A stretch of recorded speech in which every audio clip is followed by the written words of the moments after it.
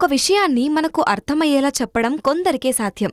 That two అది political subject అయితే మనం నేరుగా వెతికే వ్యక్తి లోక్ సత్తా జయప్రకాష్ నారాయణ్ గారు. జేపీ గారు విషయాన్ని సూటిగా చెప్పడమే కాకుండా రూరల్ జనాలకు కూడా సులభంగా అర్థమయ్యేటట్టు సార్ విశ్లేషణ ఉంటుంది. ఈ వీడియోలో జేపీ గారు అప్పటి ఎమర్జెన్సీ పరిస్థితుల మీద ఒక మంచి ఎక్స్ప్లెనేషన్ ఇచ్చారు. ఇండియాకు ఇండిపెండెన్స్ వచ్చిన దాదాపుగా 25 సంవత్సరాలకు ఇందిరాగాంధీ ప్రభుత్వం ఎమర్జెన్సీని విధించింది. కాంగ్రెస్ పార్టీని వ్యతిరేకించే పార్టీలు కానీ వ్యక్తులు కానీ ఈ ఎమర్జెన్సీ గురించి అడపాదడపాగా ప్రస్తావిస్తూనే ఉంటారు. మాజీ ఐఏఎస్ ఆఫీసర్ అయిన జేపీ గారు ఈ పీరియడ్ గురించి అందరికీ అర్థమయ్యేలా ఏం జరిగిందో చెప్పుకొచ్చారు.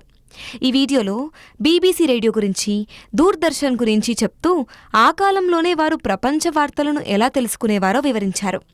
ఇందిరాగాంధీ మీద అప్పట్లో ఉన్న కేసు గురించి జేపీ ప్రస్తావించారు. ఇందిరాగాంధీ అంటే జయప్రకాష్ నారాయణ్ గారికి ఎందుకు కోపమో ఈ వీడియోలో వివరించారు. ఆ కాలంలో దేశమంతా కూడా ఇందిరాగాంధీని ప్రధాని పదవికి రాజీనామా చేయాలని ఎందుకు పట్టుబట్టిందో జేపీ విశ్లేషించారు. అర్ధరాత్రి దేశమంతటా దాదాపుగా 1,00,000 మందిని ఎందుకు అరెస్ట్ చేశారో అర్థమయ్యేలా చెప్పుకొచ్చారు జేపీ. ఐఏఎస్ టాప్ ర్యాంక్ సాధించినా కూడా తనకు అఫీషియల్ లెటర్ ఎందుకు లేట్ అయ్యిందో జేపీ గారు చెప్తూ ఉంటే వినే మనకు కూడా సినిమా క్లైమాక్స్ చూసినట్టుగా అనిపించకపోదు. కొందరు అధికారులు తమ ఇగో హర్ట్ అయితే ఎలాంటి పనులు చేసేవారో జేపీ గారు మంచి మంచి ఉదాహరణలతో సమాధానమిచ్చారు.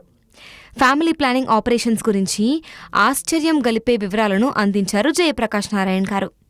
ఇందిరాగాంధీ నుండి ఇండియాను కాపాడిన నార్త్ ఇండియన్ ఓటర్లను జేపీ గారు గొప్పగా పొగడ్డం ఈ వీడియోలో మనం చూడొచ్చు. హైలైట్ ఏంటంటే జేపీ గారు చెప్పిన ఒక మాటను దశాబ్దాలుగా సినిమా వాళ్లు ఎలా వాడుకుంటున్నారో సరదాగా వివరించారు. ఇందిరాగాంధీ రెండో కొడుకు సంజయ్ గాంధీ మీద బయోపిక్ తీయాల్సిందే అని ఈ వీడియోలో నవ్వులు పూయించారు. Permit room clips channel JP గారిని చేసిన ఇంటర్వ్యూ లింక్ వీడియో డిస్క్రిప్షన్లో ఉంది. ఆ వీడియో మీద మీకు తెలిసిన ఇన్ఫర్మేషన్ను మన వీడియో కింద కామెంట్ చేసేయండి చిచ్చా.